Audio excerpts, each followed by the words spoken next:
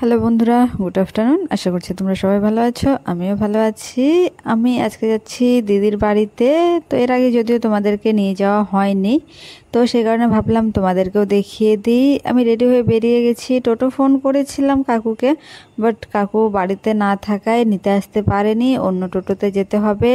তো সেই কারণে আমবাগান তো হেঁটে যেতেই হবে, কেননা টোটো পাওয়া যাবে না। তো চলো, আমি বাসে উঠে পড়েছি। আর বাসটা এত স্লো যাচ্ছিল, মনে হয় হেঁটে গেলে আমি বাসের থেকে আগে চলে যেতাম। রামপুর পার হচ্ছি, আর ওই যে বললাম বাসটা এত স্লো যাচ্ছিল যে কি বলবো, আশা করছি তোমরা দেখেই বুঝতে পারছো। আমি ফুলবাড়ি চলে এসেছিলাম, আর বাস থেকে নেমে হেঁটেই যাচ্ছি, কেননা বেশি দূর না। টোটো উঠে গেলে এখান থেকে আবার 5 টাকা ভাড়া নিয়ে নিবে, বেকার। এত পরিমাণে রৌদ্র করছিল, আমার তো ছাতাও নেই, সেই কারণে ওড়নাটাই মাথায় নিয়ে নিয়েছি। কিছুটা এগিয়ে গিয়ে দেখতে পেলাম, এই যে দেখো প্রতিমা বানাচ্ছিল কালী পুজোর জন্য।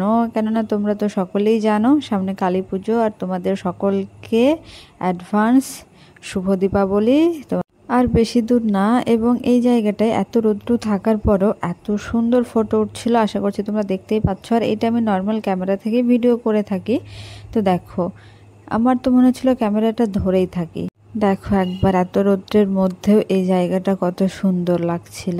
আর এই গাছগুলো থাকার কারণেই সত্যি বলতে ভালো লাগে, অতটা রৌদ্র মনে হয় না। বাট দেখো পরিবেশটা কত সুন্দর। আমি ফাইনালি পৌঁছে গেছি। আর এই জায়গাগুলো এরকম ছিল না, আগে পুরোটা ঘেরা ছিল, বাট এত পরিমাণে বাতাস হয়েছিল যেই কারণে টিনগুলো ভেঙে পড়ে গেছে। আর এই যে সামনে পোল ফ্যাক্টরি দিদিদের, আর এই জায়গায় দুটো রুম করে থাকে। তো চলো ভেতরে যাওয়া যাক। আর এই দেখো অবস্থা, দুটো বাদর আছে যেই কারণে এই অবস্থা হয়ে থাকে বাড়ি ঘরের। এই দেখো কি করছে, খেলার জিনিস পায় না, দিদি গুছিয়ে রাখে আর ও দেখো, ভগবান। আমি তো হেঁটে চলে আসলাম, কিন্তু এসে দেখি কারেন্ট নেই, এত পরিমাণে গরম লাগছিল কি বলবো। আর পুচকুদের স্নান কমপ্লিট হয়ে গেছে, ওদেরকে রেডি করাতে হবে। আর দিদি যদিও ঘরে নেই, বাইরে আছে। তো চলো বাবুদেরকে রেডি করিয়ে দিই। সবাই রেডি হয়ে গেছি, আমাদের গাড়িও চলে এসেছে। তো চলো এবার আমরা রওনা দিয়ে দিয়েছি। আর যেতে যদিও 2.5-3 ঘন্টা সময় লাগবে, আর একটু ভয়ও লাগছে শরীরের অবস্থা ভেবে। যদিও আমি খুব একটা জায়গা চিনি না, আর এটা কোন ব্রিজ হয় সেটাও জানি না। যত সম্ভব বলে লাভ নেই, সত্যি কথা বলতে আমি চিনি না। আর অ্যাকচুয়ালি আমরা যাচ্ছিলাম মালদাতে, অর্ধেক রাস্তায় এসেছি। আর আমার অবস্থা দেখো, আমার তো উল্টি উল্টি পাচ্ছিল, মাথা ঘুরছিল, ভালো লাগছিল না, এটারই ভয়। আমরা এসেছিলাম দিদিকে ডাক্তার দেখাতে স্নো স্ক্যানে।